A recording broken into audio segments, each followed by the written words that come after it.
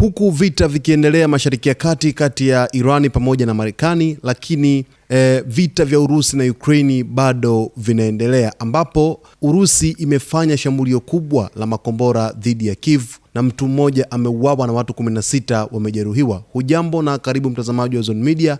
Ni tarehe 19 ya mwezi wa 7 mwaka 2026. Taarifa inasema Urusi imefanya moja ya mashambulizi makubwa zaidi ya makombora ya balistiki dhidi ya mji mkuu wa Ukraine, Kiev, usiku wa kuamkia Jumapili na kusababisha kifo cha mtu mmoja huku wengine 16 wakijeruhiwa, kwa mujibu wa rais wa Ukraine Volodymyr Zelensky.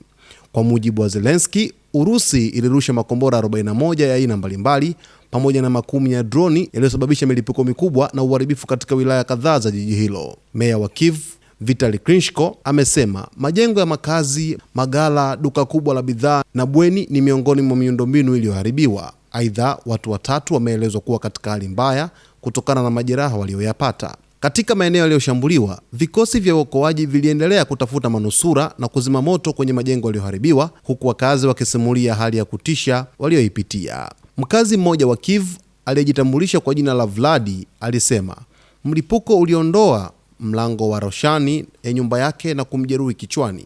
Alisema hakuweza kukimbia kwa sababu alikuwa pamoja na bibi yake ambaye hawezi kutembea.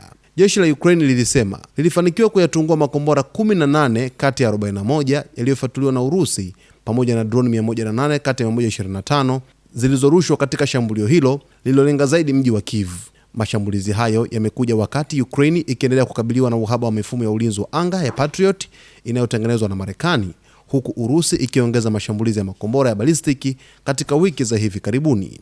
Rais Zelensky amesema Ukraine inahitaji kwa haraka makombora ya kujihami, akisisitiza kuwa ulinzi dhidi ya makombora ya balistiki umebaki kuwa kipaumbele kikuu cha nchi hiyo wakati vita vya Urusi na Ukraine vikiingia mwaka wake wa 5.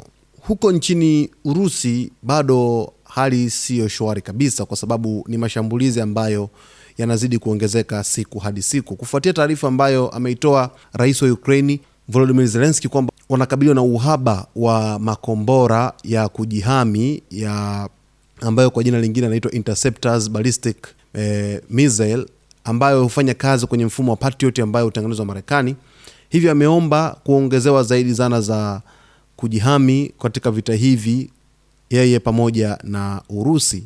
Na Urusi inazidi kufanya mashambulizi makubwa zaidi, kwa sababu kitu ambacho wanakifanya wao kwa hivi sasa ni katika hali ambayo inaonekana ni mashambulizi makubwa zaidi huko katika nchi ya Ukraine.